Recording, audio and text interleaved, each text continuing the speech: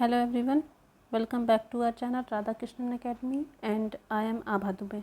जैसा कि आप सभी लोग जानते हैं, मैं आप लोगों के लिए ज्योग्राफी की इम्पोर्टेंट सीरीज़ लेकर आती हूं और मैंने आप लोग को पार्ट 1, 2, 3, 4 की सीरीज़ दे चुके हैं ज्योग्राफी की। आज मैं आप लोग के लिए ज्योग्राफी इम्पोर्टेंट सीरीज़ पार्ट 5 लेकर आए हैं। तो आइए फिर स्टार्ट करते हैं। इससे रिलेटेड कुछ इम्पोर्टेंट क्वेश्चंस और उससे रिलेटेड और अदर इन्फॉर्मेशन जो कि आपके लिए इम्पोर्टेंट हो सकती है। तो इसका फर्स्ट क्वेश्चन है, भारत में कपास का सबसे बड़ा उत्पादन राज्य क्या है। मीन्स आपको वो जगह का नाम बताना है जहाँ पर कपास की खेती सबसे ज़्यादा होती है। तो इसके ऑप्शन है आंध्र प्रदेश, गुजरात, राजस्थान एंड उत्तर प्रदेश। और इसका राइट आंसर है गुजरात।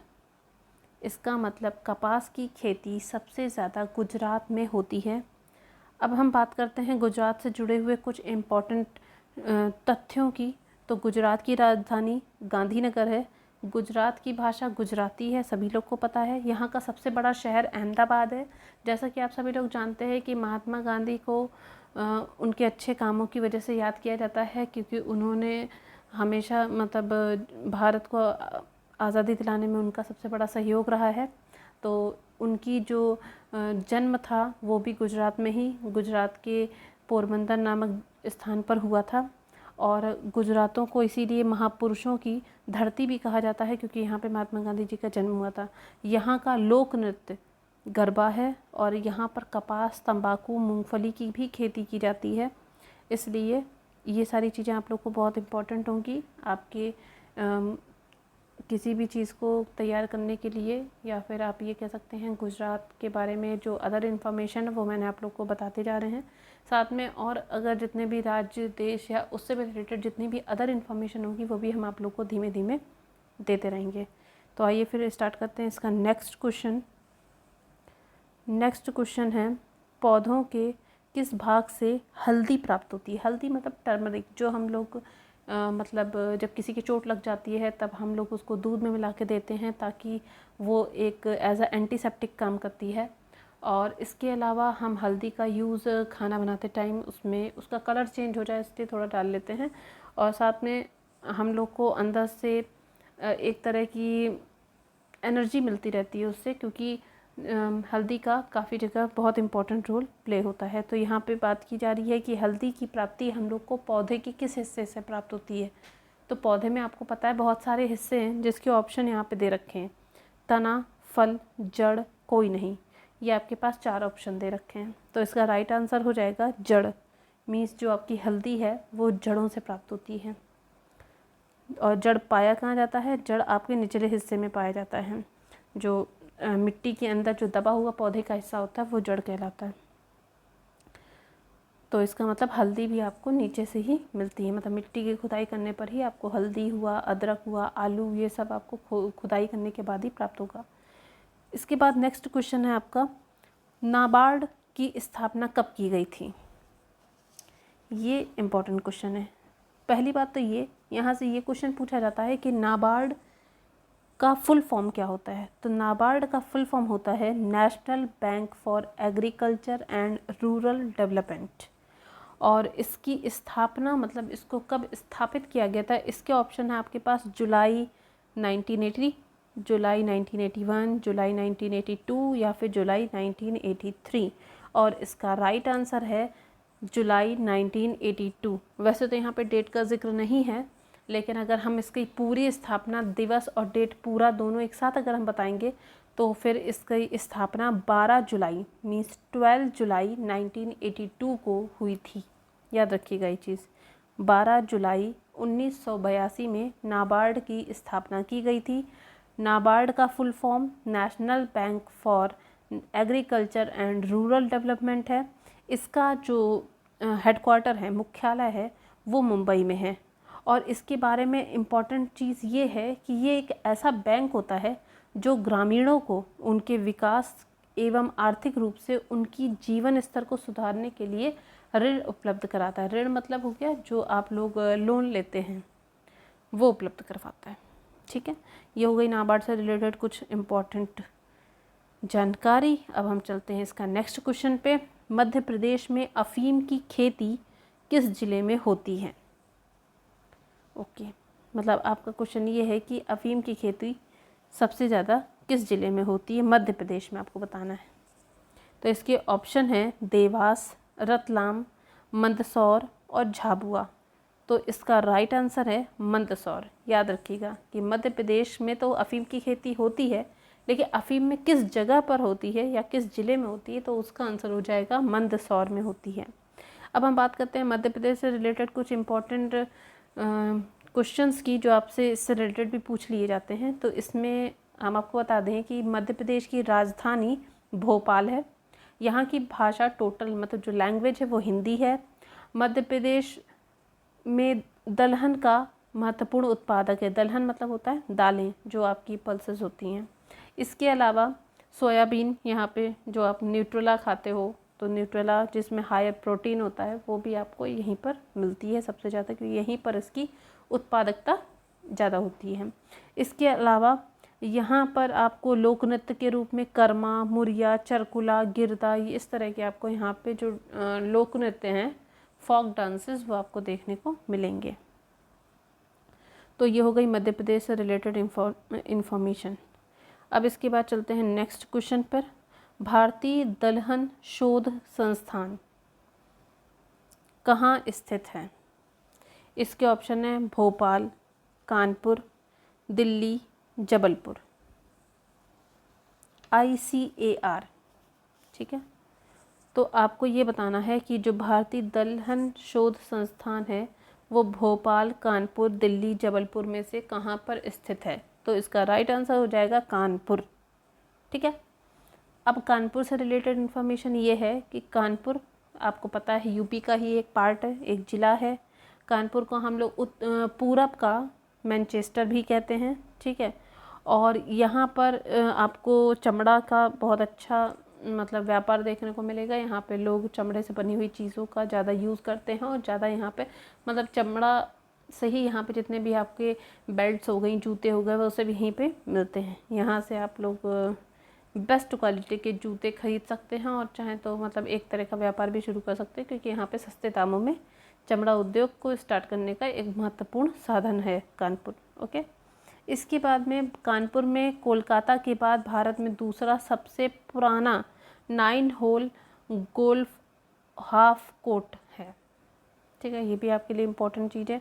साथ में ये है कि यहाँ पर आपको बहुत सारी ऐसी जगह होंगी जहाँ पे आपको घूमना मतलब एज अ पर्यटन अच्छा लगेगा। तो यही सारी चीज़ें हैं जो आपके कानपुर से रिलेटेड हैं। इसके अलावा तो आई थिंक इससे ज़्यादा इम्पोर्टेंट चीज़ें नहीं पूछी जाती हैं कानपुर से रिलेटेड। इसके बाद चलते हैं हम इसके नेक्स्ट क्वेश्चन पे। गेहूं का सबसे बड़ा उत्पादक राष्ट्र कौन सा है? आपको राष्ट्र बताना है।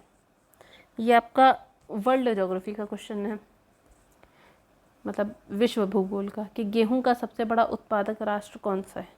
तो इसके ऑप्शन है USA, भारत, चीन और इंडोनेशिया। तो इसका राइट आंसर हो जाएगा चीन। मतलब गेहूं का सबसे ज़्यादा उत्पादन अगर कहीं होता है तो वो है चीन, ठीक है।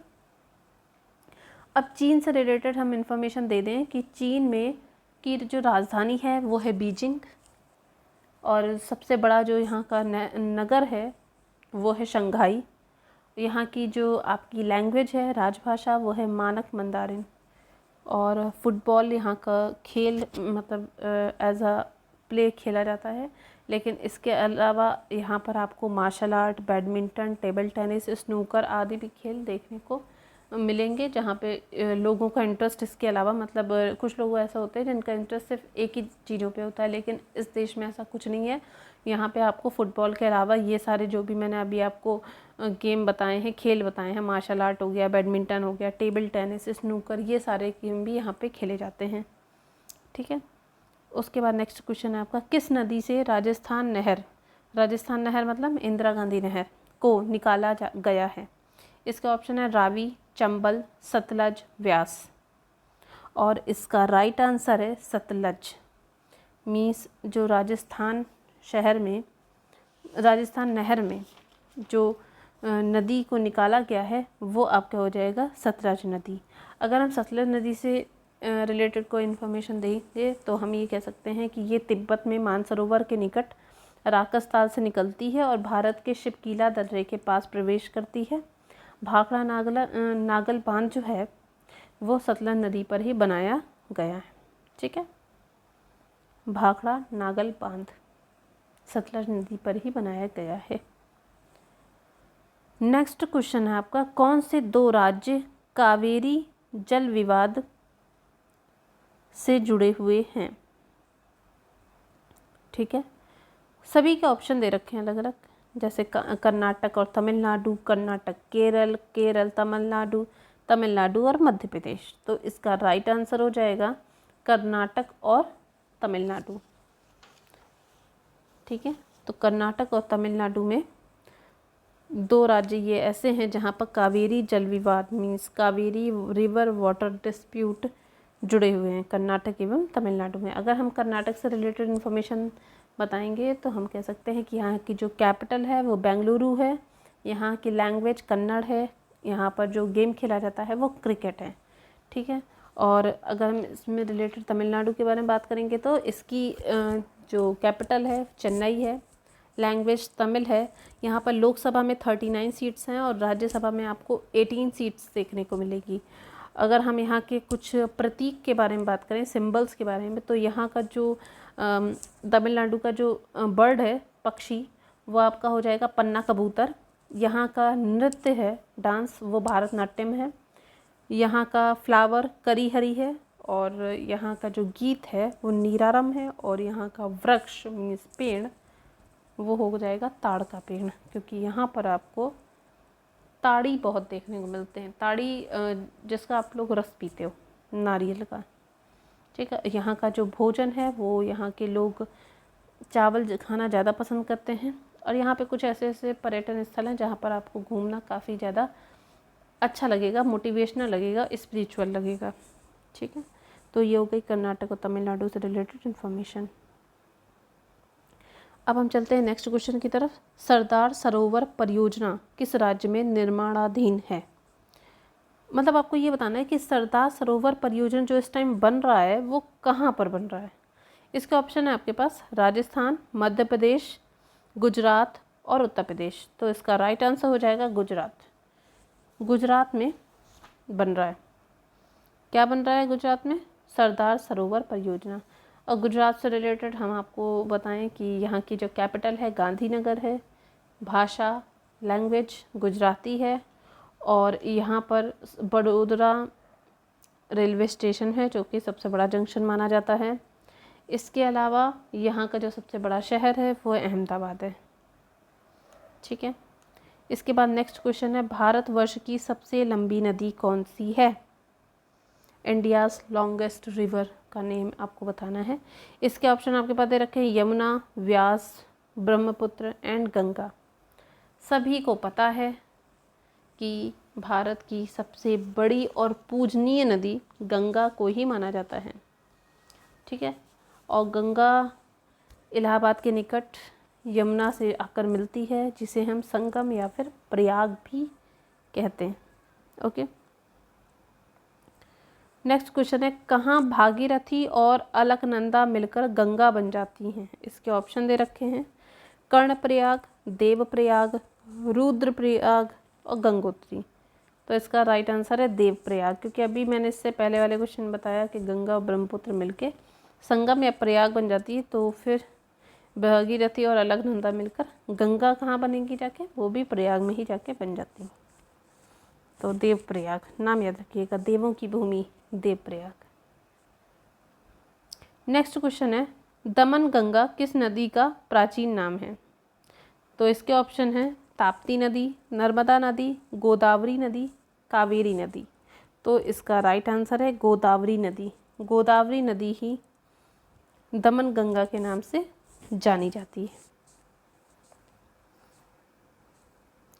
मेघना किन दो नदियों की सम्मिलित धारा है? इसके ऑप्शन है गंगा यमुना, गंगा और ब्रह्मपुत्र, गोमती, गंगा और सोन नदी, गंगा और ब्रह्मपुत्र। तो इसका राइट आंसर है गंगा और ब्रह्मपुत्र ही मिलकर मेघना धारा को बनाते हैं। गंगा तो इलाहाबाद के निकट यमुना से जाके मिल जाती है, जिसे हम देवप्रयाग कहते हैं या प्रयाग कहते हैं, संगम कहते हैं। लेकिन जो ब्रह्मपुत्र नदी है वो बांग्लादेश में जमुना के नाम से जानी जाती है।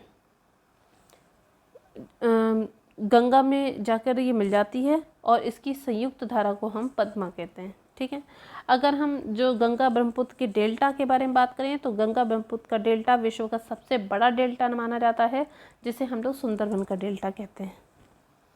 और ये डेल्टा हुगली नदी और मेघना नदी के बीच में है। ओके, भारत की किस नदी को वृद्ध गंगा के नाम से जाना जाता है? इसके ऑप्शन है कृष्णा, गोदावरी, कावेरी, नर्मदा। वृद्ध गंगा के नाम से मीन्स ओल्ड गंगा, तो इसका राइट आंसर हो जाएगा गोदावरी। गोदावरी नदी को हम वृद्ध गंगा के नाम से जानते हैं। इससे आपको ये पता लगा कि आपको गोदावरी नदी से काफ़ी क्वेश्चन देखने को मिलते हैं। जैसे कि अभी हमने इससे पहले एक क्वेश्चन बताया था आपको गोदावरी नदी का कि दमन गंगा किसे कहते हैं, और फिर उसके बाद अभी आपका क्वेश्चन आ गया कि वृद्ध गंगा किसे कहते हैं। तो दमन गंगा भी गोदावरी का ही नाम है और वृद्ध गंगा भी गोदावरी को ही जाना जाता है। इसके बाद नेक्स्ट क्वेश्चन है, भारत का सबसे बड़ा ज्वारनदीमुख एस्चुरीज किस नदी के मुहाने पर स्थित है? ठीक है, तो इसके ऑप्शन है हुगली नदी, भगीरथी, गोदावरी और कृष्णा।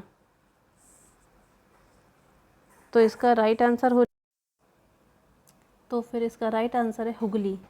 हुगली नदी पर आपको ये एस्चुरी देखने को मिलेगी। ठीक है, और ये नदी पश्चिम बंगाल में गंगा की वितरिका के रूप में इसका उद्गम होता है और ये नदी बंगाल की खाड़ी में गिरती है जाके। इसके बाद नेक्स्ट क्वेश्चन है, गोदावरी नदी का उद्गम स्थल कहाँ है, मतलब कौन सा है? और इसके ऑप्शन है आपके पास नासिक, पुणे, मुंबई, शोलापुर। और इसका राइट आंसर है नासिक।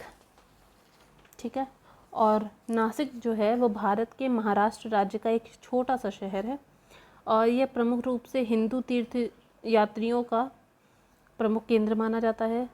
नासिक गोदावरी नदी के तट पर स्थित है। यहाँ लगने वाला जो कुंभ मेला है वो यहाँ पर सिंहस्थ के नाम से जाना जाता है।